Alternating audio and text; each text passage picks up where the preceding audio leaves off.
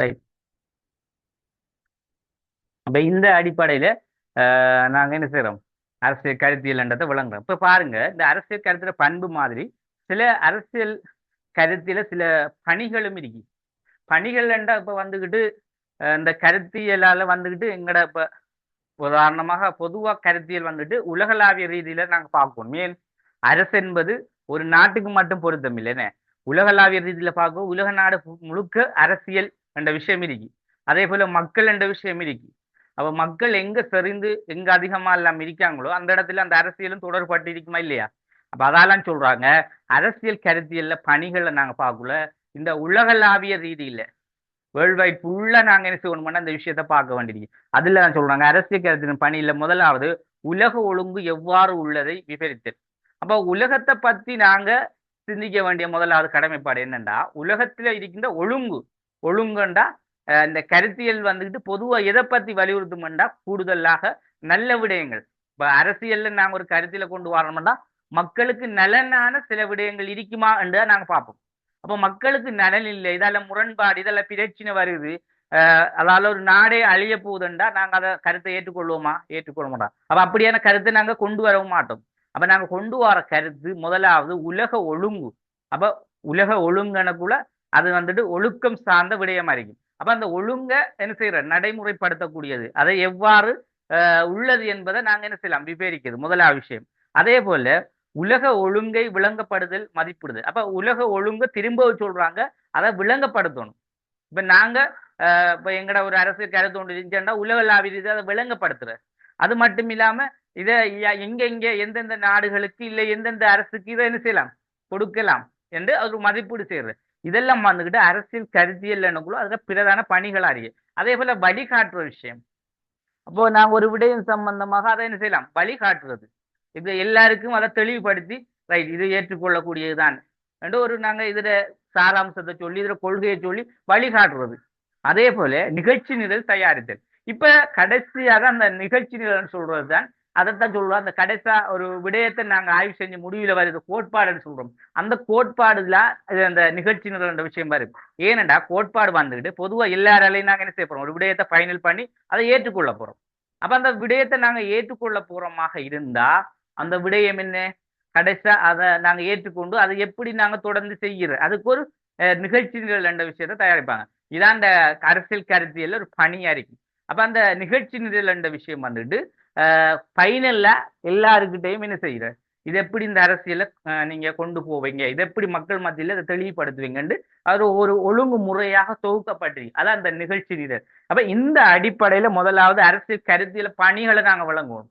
இப்ப விளங்கிட்டா அரசியல் கருத்தியல பணிகள்க்குள்ள நாங்க உலகளாவிய ரீதியில தான் அதை நோக்கணும். அப்ப உலக ரீதியில இருக்கின்ற அரசுகளோட நோக்கக்குள்ள அது எந்த அமைப்பில எந்த செயற்பாடில உள்ளது என்றதை நாங்க விவரிக்க முடியும் விளங்கப்படுத்த முடியும் மதிப்பிட முடியும். அதை வழிகாட்டல் எப்படி வழிகாட்டல் செய்யலாம் என்ற முடியும். அதே போல இதை எப்படி நாங்க இதுக்கு இந்த இதை எப்படி நாங்க ஒரு நிகழ்ச்சி தயாரித்து எல்லார்ட்டையும் கொண்டு சேர்க்கிறது. இப்ப இந்த அடிப்படையில நாங்க இதுல பணிகளை நாங்க விளங்கிக் கொள்ளலாம். அதே போல பாருங்க அடுத்த ஒரு விஷயம் தான் வந்துட்டு இதுல நாங்க பார்க்கலும் அரசியல் ரீதியாக மிக முக்கியமான பங்களிப்பினை வழங்கியுள்ள அரசியல் கருத்தியல்கள்.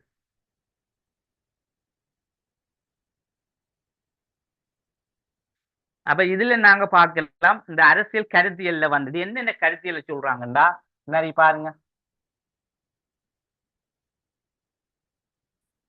தாராண்மைவாதம் வேற அந்த ஓடரை பார்ப்போமே சம உடைமைவாதம் சம உடைமைவாதம் குடியரசுவாதம்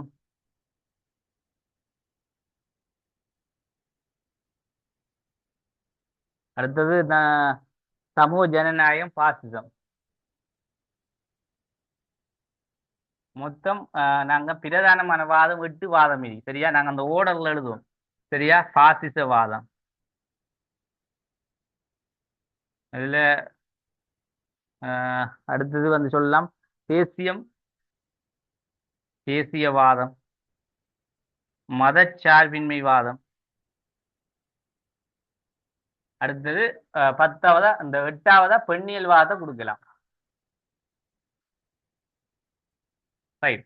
இப்ப பாருங்க இது வந்துட்டு நாங்க அரசியல் பாடப்பரப்புல இன்னும் இருக்கு நிறைய வாதங்களை சொல்லலாம். இருந்தாலும் இது உங்கள்கிட்ட பிரதானமாக பார்க்கின்ற வாதம். இப்ப எங்கட பாடப்பரப்புல முக்கியத்துவப்படுத்தப்பட்ட வாதங்கள் தான் இவ்வளவு. சரியா? சில வாதங்களை நீக்கிட்டாங்க. சில வாதங்களை முக்கியத்துவப்படுத்தப்பட்ட வாதங்களை தொடர்ந்து என்ன செய்யற படிக்கிறதுக்கு விட்டுருக்காங்க. சரியா? கொஞ்சம் இருங்க. ரைட். அப்ப இதுல நாங்க இந்த தாராண்மைவாதம், சம உடைமைவாதம், குடியரசுவாதம், சமூக ஜனநாயகவாதம், பாசிசவாதம், தேசியவாதம், மதச்சார்பின்மைவாதம், பெண்ணியல்வாதம், இந்த 8 வகையான பிரதான வாதங்கள் இருக்கு. அப்ப இந்த வாதங்களை கொண்டுதான் நாங்க என்ன செய்ய போறோம், இந்த அரசியல் கருத்தியல் என்று சொல்லக்கூடிய இந்த முக்கியத்துவமான அல்லது அரசியல் வாதம் என்று சொல்ல முக்கியத்துவமான வாதங்களை தான் நாங்க இதை விரிவாக நாங்க எங்க படிப்போம்டா அலகு 5 அலகு 5 வந்துட்டு முழுமையாக இந்த 8 வாதங்களையும் விரிவுபடுத்திய பகுதியான அலகு 5. சரியா? 5வது யூனிட். அதுல நாங்க இதை முழுமையா தனிப்பட நாங்க பார்ப்போம். இதுல நாங்க ஒரு உதாரணத்துக்காக சில வாதங்களை தாராண்மை வாதத்தையும் இதுல நாங்க வேற தேசியவாதம், அதே போல சம உடைமைவாதம்,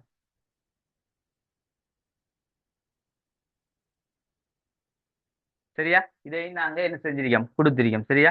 அப்ப இந்த அடிப்படையில நாங்க என்ன செய்யலாம், இதை விளங்கி கொள்ளையிலும். ரைட். இப்ப நாங்க இதுல தாராண்மை வாதம் சம்பந்தமான சில விடயத்தை கொஞ்சம் நாங்க பார்ப்போம்.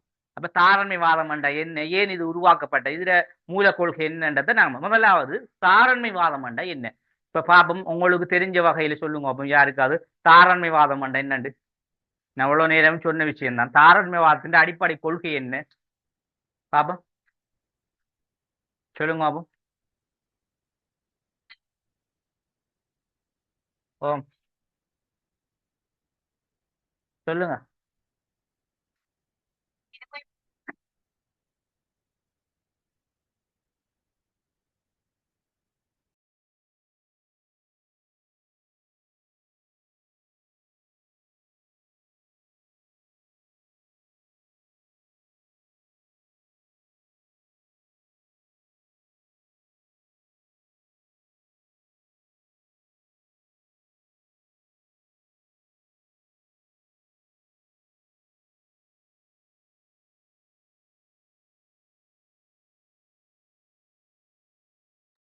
Mute.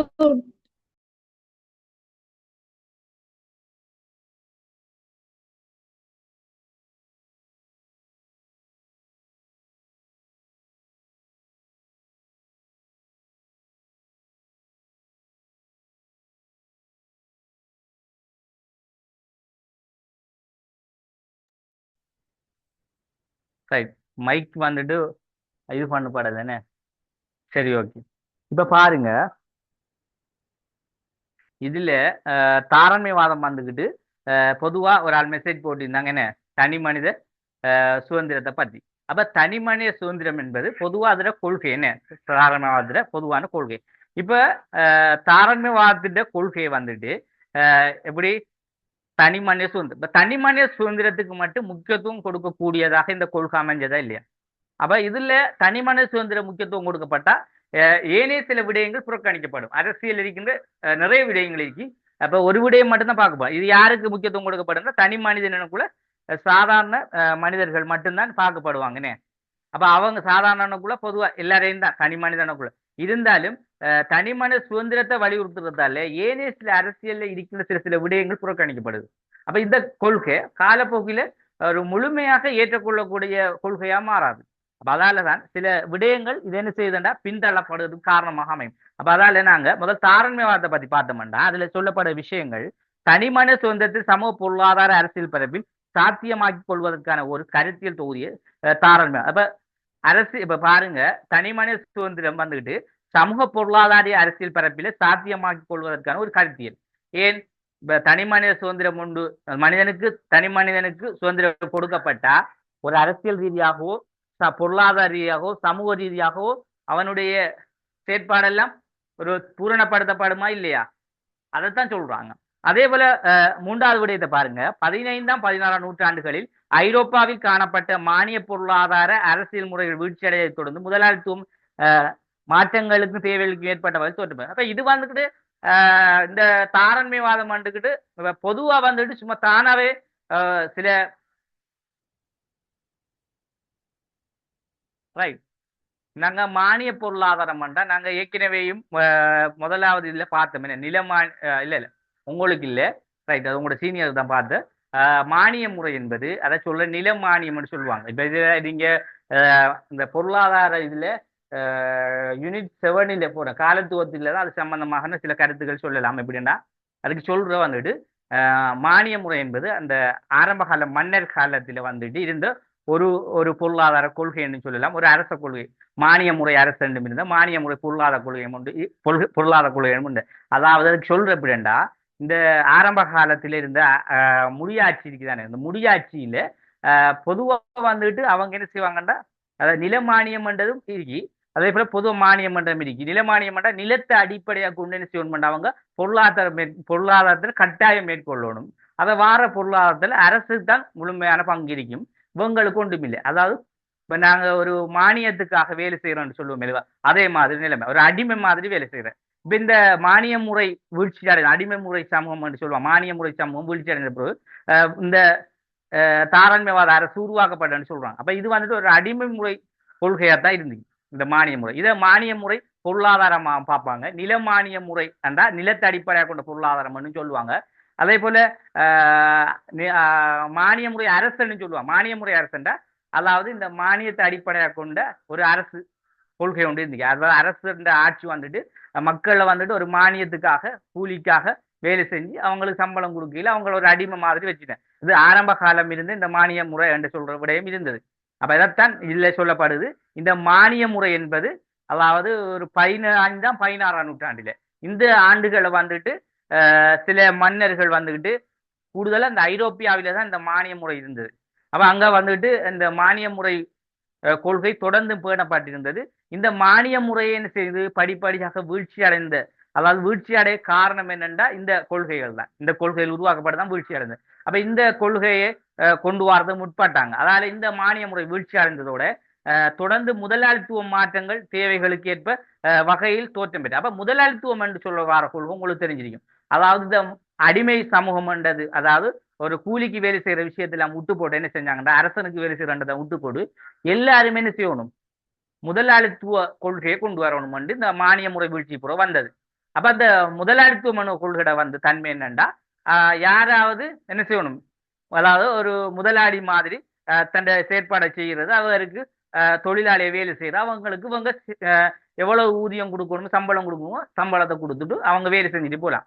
இப்படி ஒரு முறை ஒன்று வந்து இதை முதலாளித்துவ கொள்கைன்னு சொல்றேன். அப்ப இந்த மானிய முறை மாதிரி தான் முதலாளித்துவமும் கிட்டத்தட்ட கொஞ்சம் வேறு. இது வந்துட்டு அடிமை மாதிரி பார்த்தாங்க. இங்க அந்த அடிமைத்தனம் இல்லாம வேலை செஞ்சு சம்பளத்தை கொடுக்குது. கொஞ்சம் கொஞ்சம் வித்தியாசம், வேற ஒன்றும் இல்லை. பூரணமாக மாற்றப்பட்ட இந்த தாரண்மைவாதம் சமூகமைவாதம் வந்த புறம் இன்னும் சொல்ற அந்த கொள்கையெல்லாம் முற்றிலும் மாற்றப்பட்டது. அப்ப இந்த முதலாளித்துவம் என்ற வாதம் வருது. இது வந்துட்டு என்ன செய்யறா இந்த மானிய முறை வீழ்ச்சி புற வந்து மக்களுடைய அதாவது முதலாளித்துவ சிந்தனையே ஏற்படுது. அப்ப இதுக்கு பிறகு தோற்றம் பெற்றது. இதுக்கு பிறகு என்ன செஞ்சாங்கண்டா முதலாளித்துவமும் தொடர்ந்து இருக்கல. முதலாளித்துவம் என்ன செஞ்சுக்கி கொஞ்ச நாள் அவங்களுக்கு சம்பளத்தை கொடுத்து கொஞ்சம் நல்லா இருந்த மாதிரி முதலாளித்துவம் முதலாளிகள் என்ன செய்வாங்க பணம் கூட கூட கூட அடுத்து என்ன செய்வான் அவன் அடுத்த தன்மையை காட்டுவான். காட்டக்குள்ள அவன் என்ன செஞ்சான் பணம் கூட கூட உடனே தொழிலாளிகளை அதாவது ஒரு அவங்கள ஒரு எதிர்த்து செயற்படக்கூடிய ஒரு முதலாளி வர்க்கம் அவங்க மாறுறாங்க.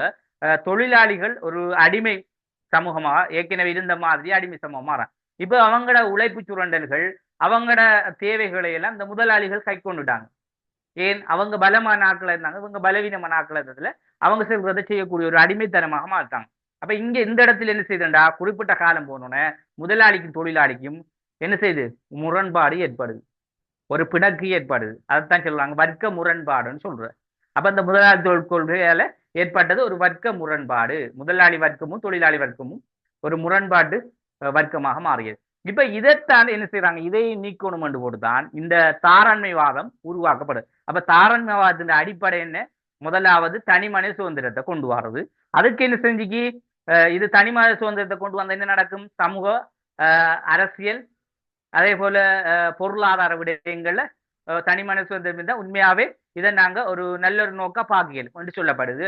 மூன்றாவது விடயம் என்ன சொல்லுது அதாவது இது எப்படி வந்தண்டா முதலாவது இந்த மானிய முறை பொருளாதாரமும் அதே போல அடுத்த விஷயம் என்ன முதலாளித்துவ பொருளாதாரம். இந்த ரெண்டு விஷயமும் மக்களுக்கு ஒரு முரண்பட்டதாக இருந்ததால இதுக்கு எதிராகத்தான் நாங்க இதை இதுக்கு எதிராகத்தான் இந்த லிபரல் வாதம் தாராண்மைவாதம் என்ற கொள்கை வாதம் உருவாக்கப்படுது. இப்ப அதைத்தான் நாங்க 4வது பார்க்க போறோம்.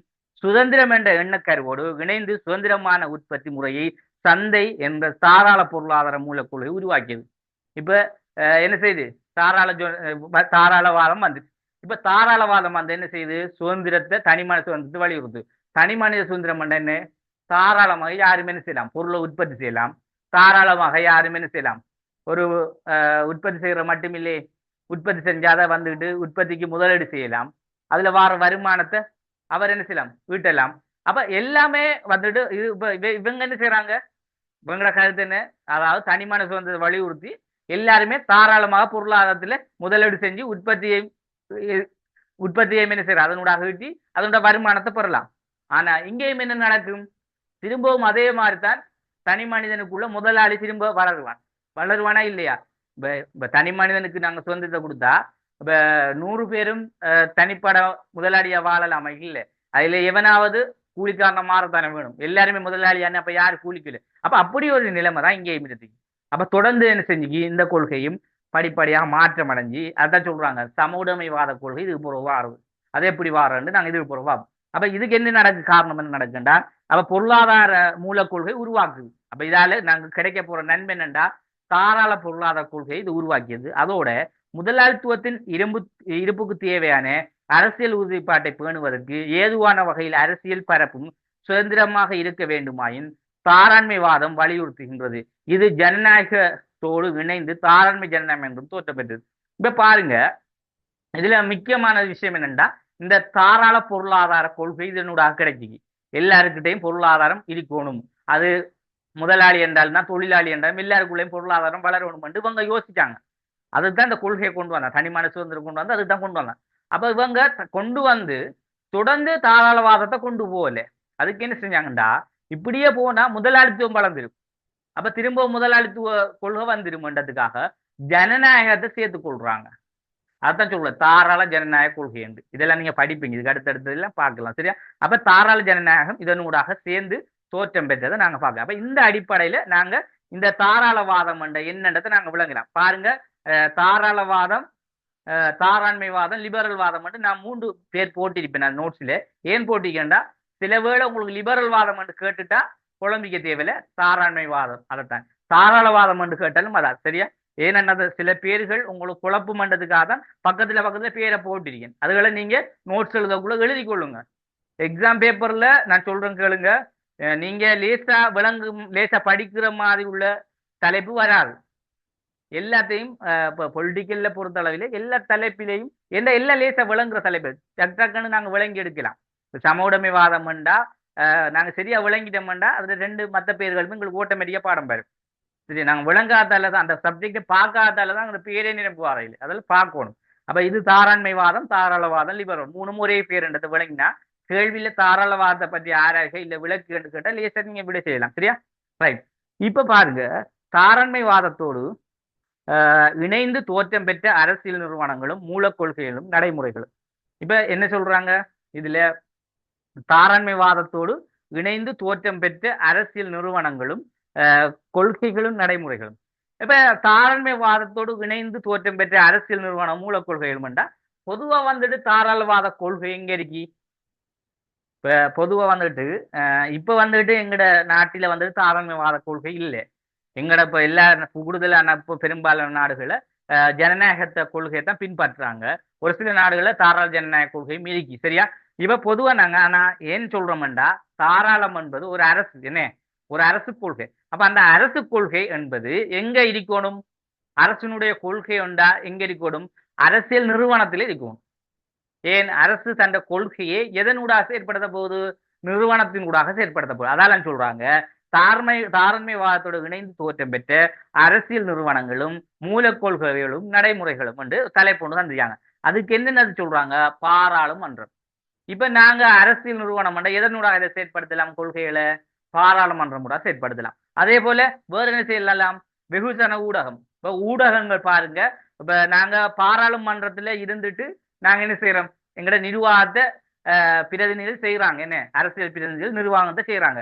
தண்டை ஒவ்வொரு இடத்துக்கும் என்ன செய்யறாங்க, தண்டை சின்ன சின்ன பிரதேசங்கள் ரீதியாகவும் சில சில பகுதிகளுக்கு தண்டை ஊழியர்களை போட்டு என்ன செய்யறாங்க, அவங்களோட நிர்வாகத்தை தொடர்ந்து போயிருக்காங்க. இப்ப பாருங்க, இப்ப பாராளுமன்றத்தில இருந்து நாங்க யோசிக்கலாம், எப்படி எங்கட உதாரணமா நாங்க ஒரு பெட்டிக்குலோவிலையோ ஒரு அம்பாறையிலோ இருக்கிறோம்டா எங்களுக்கு எப்படி அதை நிர்வாகம் செய்யறாங்க, யோசிச்சு பாருங்க. எப்படி நிர்வாகம் செய்வாங்க பாப்போம், தெரிஞ்ச பிள்ளை சொல்லுங்க. இப்ப நமக்கு எப்படி நிர்வாகம் செய்வாங்க? இப்ப நாங்க முறைக்கு நிர்வாகம் செய்யறோம்டா கொழும்புல பாராளுமன்றம் இருக்கு, நாங்களும் கொழும்புல இருந்தா தான் எங்களுக்கு நிர்வாகம் கிடைக்கும். அப்ப நாங்க இங்க அம்பாறை டிஸ்ட்ரிக்ட் போர்டர்ல இருக்கோம், எப்படி எங்களுக்கு நிர்வாகம் செய்வாங்க? ரெண்டு குழப்பம் இருக்கே இல்லையா? எப்படி நிர்வாகம் செய்வாங்க சொல்லுங்க பாப்போம். அவங்களோட பிரதிநிதிகளோட செய்வாங்க. ஆனா எங்க இப்ப பிரதிநிதிகள் இங்க வந்து செய்வாங்களா பாப்போம். இன்னும் சரியா ஒருத்தரும் கண்டுபிடிக்கல, பாப்போம். ஒவ்வொரு ஊருக்கும் ஒவ்வொரு இடம் இருக்கு, பாப்போம்.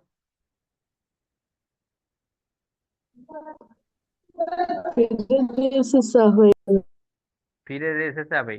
அப்ப பிரதேச சபையோடு சேர்ந்து மாநகர சபை என்றும் இருக்கு.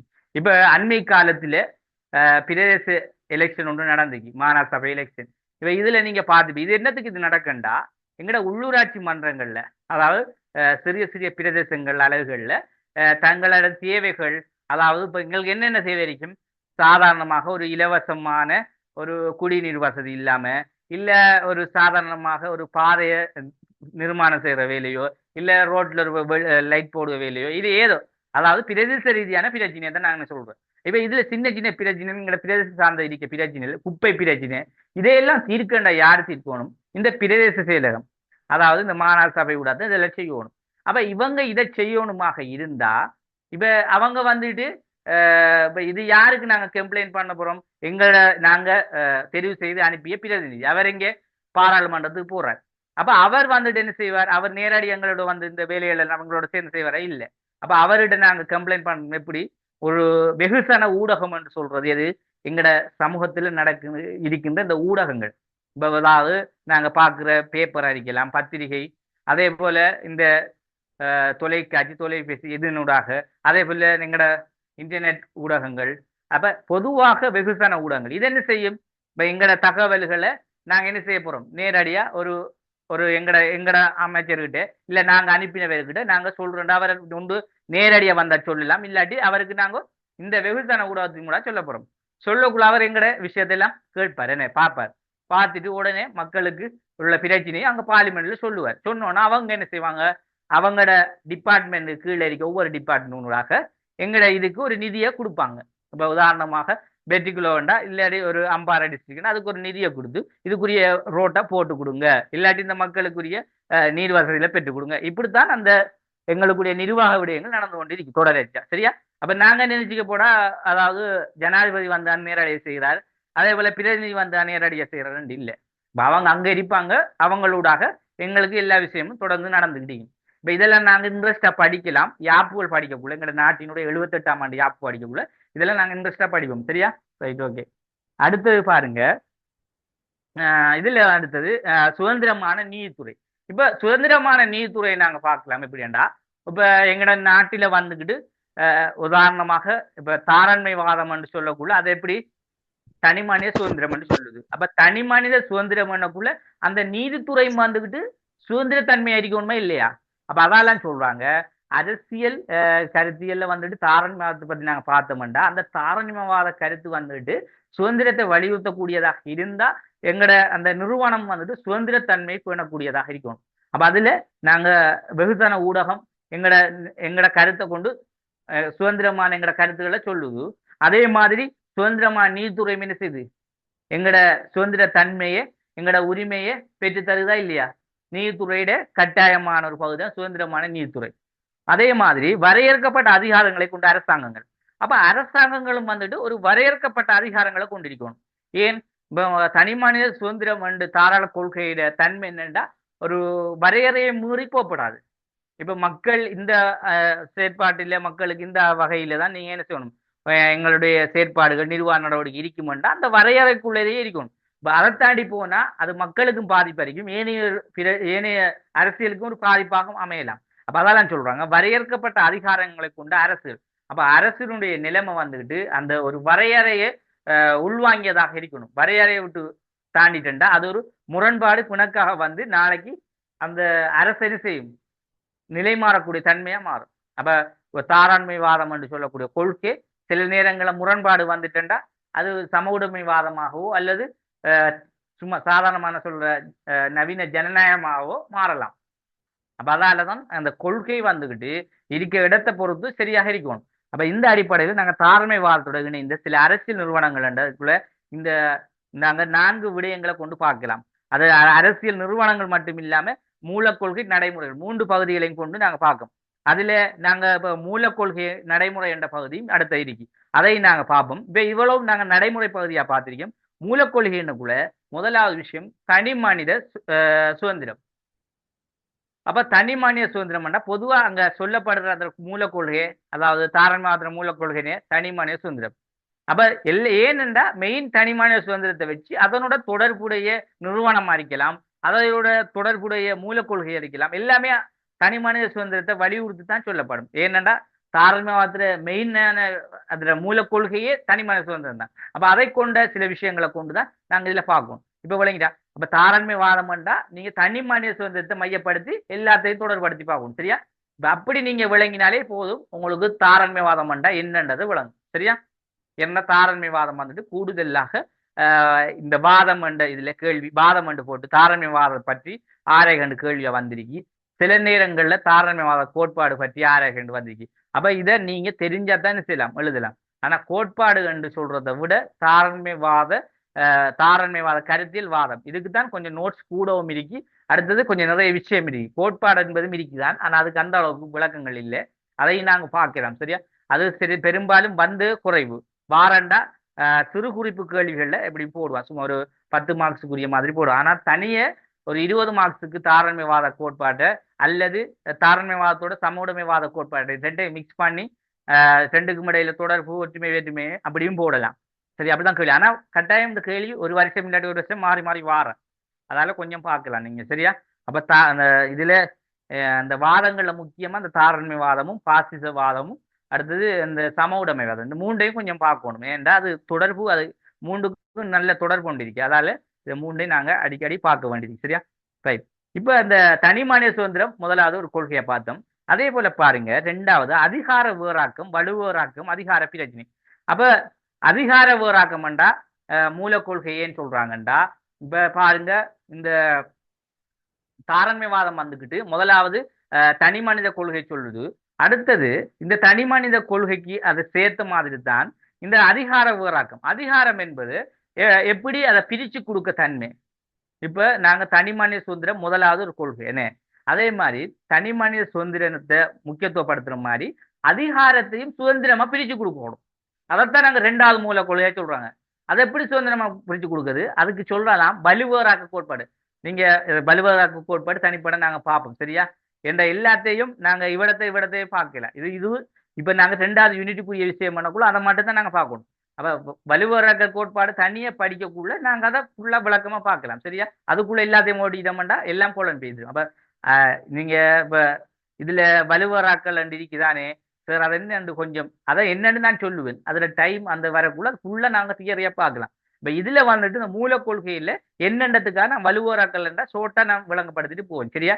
அதுக்காக நீங்க பெருசா அலட்டிக்கிறது. அப்ப அதிகார வேறாக்கம் என்பது பொதுவா அந்த அதிகாரத்தை என்ன செய்யற பிரிச்சு கொடுக்கிறது, அதை வலுவேறாக்கம்னு சொல்லுவாங்க. அதை அதிகார பிரிவினைன்னு சொல்லுவாங்க. சரியா? அப்ப இது ஒரு மூல கொள்கை. அதே போல தடைகள் சமன்பாடு, இதுவும் நாங்க தனிப்பட பார்க்க வேண்டியதுதான். சரியா? இதுல சொல்லப்பட எல்லாமே தனிப்பட இருக்கு பார்க்கறதுக்கு. அப்ப தடைகள் சமன்பாடு என்னண்டா, இப்போ ஒரு தனி மனிதன் வந்துகிட்டு அவன் இந்த தாராள ஜனநாயகத்தை தனி மனிதனை முக்கியத்துவப்படுத்துறது. இப்ப இதுல என்னண்டா அந்த தனி மனிதன் அந்த அதிகாரம் இருக்குது. தனி மனிதனை பத்திய அதாவது இதுல தாராளவாதத்துல தனி மனித சுதந்திரத்துக்கு முக்கியத்துவம் கொடுக்கத்தால இங்க அந்த தனி மனிதனுக்குரிய அதிகாரம் என்ற விஷயத்த நாங்க என்ன செய்யறோம், பிரிச்சு கொடுக்க மாட்டோம். 2வது கொள்கையை பார்க்க. 3வது இந்த சொல்ற அதிகாரங்கள் இதுல தனி மனித சுதந்திரம் என்பது ஒரு எல்லை தாண்டி போப்படா, அதைத்தான் சொல்றாங்க தடைகள் சமன்பாடுகள். அப்போ ஒரு விடயம் ஒரு எல்லை மீறி போனா, இப்ப நீங்க உங்களுக்கு ஒரு சுதந்திரத்தை நான் தந்துட்டேன், உதாரணத்துக்கு சொல்லணும், நல்லா விளங்கிக்கணுமா. உங்களுக்கு ஒரு உதாரணத்தை சொல்றேன். உங்களுக்கு நான் சுதந்திரத்தை தந்துட்டேன். இப்ப சுதந்திரம் தந்ததுக்காக நீங்க உங்களுக்கு விரும்பின மாதிரி வாழலாமா? இல்ல விரும்பின மாதிரி நீங்க அரசியலை செய்யலாமா? மத்த ஆட்களுக்கு எதிர்ப்பா இல்ல மத்த ஆட்களுக்கு நீங்க அடிச்சு ஒரு ஒரு சர்வாதிகார மாதிரி செயற்படலாமா? இல்ல. அப்ப அதால சொல்றாங்க சில விடயங்கள் தனி மனித சுதந்திரத்தை கொடுத்தாலும் நாங்க அதை கொஞ்சம் எந்த அளவில் இருக்கணும் அது எல்லை தாண்டி அப்படி போகாத மாதிரி அந்த விடயங்கள் அமைஞ்சிருக்கணும் அவங்களோட செயற்பாடுன்றதுக்கு தான் அந்த சமன்பாடுகளும் அந்த சாரி தடைகள் சமன்பாடுகளை கொண்டு வர்றாங்க. அப்ப தடை என்ற உண்டை நாங்க ஒரு விடயம் சம்பந்தமாக தடை விதிச்சு சமன்பாடுகள் என்றா ஒரு ஒரு சமமான ஒரு நிலைப்பாட்டிலே கொண்டிருக்கிறது. அதை எல்லாராலையும் ரைட் கொஞ்சம் நாங்க நிப்பாட்டி நாங்க எல்லாரோடையும் சார்ந்து போகக்கூடிய நிலைமையில அதுதான் சொல்றாங்க ஒரு தடைகள் சமன்பாடு என்ற கொள்கையை கொண்டிருக்கிறது.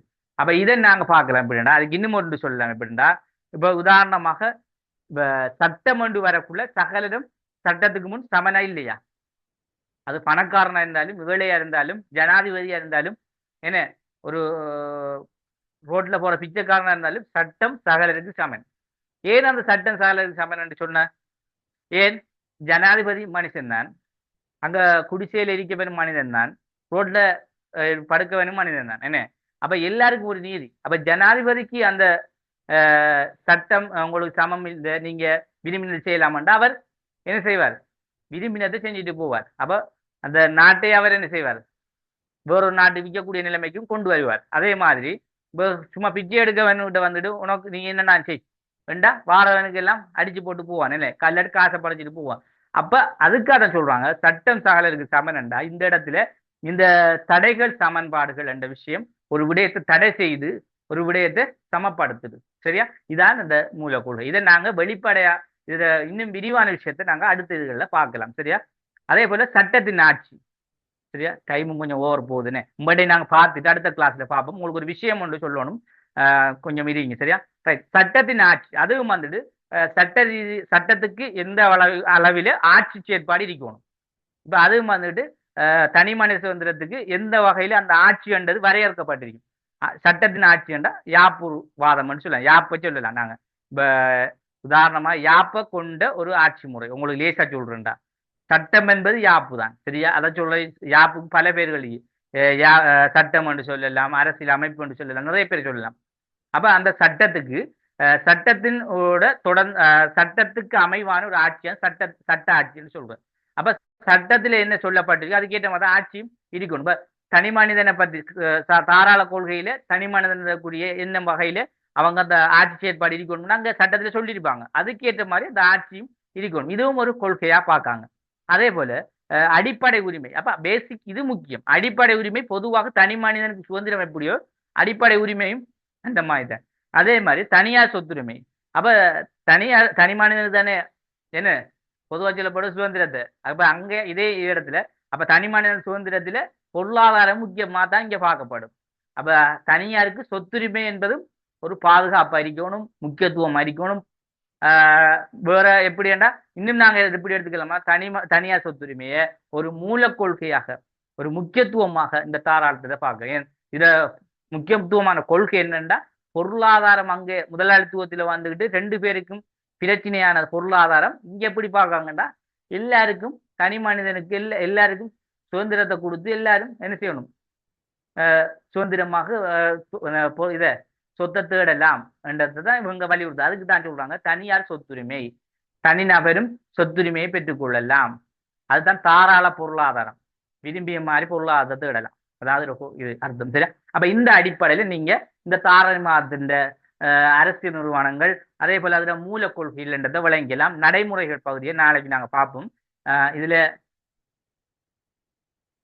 என்ன விஷயம் பண்ணா பிள்ளைகள் உங்களோட அழகு கவன பரீட்சை வந்துட்டு உங்களுக்கு ஸ்கூல் மட்டத்துல வார மாசம் 15 அந்த டேட்டுக்குள்ள நடக்க போதுனே. இப்ப நாங்க 5ஆம் தேதி 5-6 உங்களுக்கு செய்யறதுக்கு இருக்கேன். இப்போ உங்களுக்கு அந்த அழகு பரீட்சை முடல் வந்துட்டு எப்படி உங்களுக்கு தெரிஞ்சிருக்காது யாருக்குமே.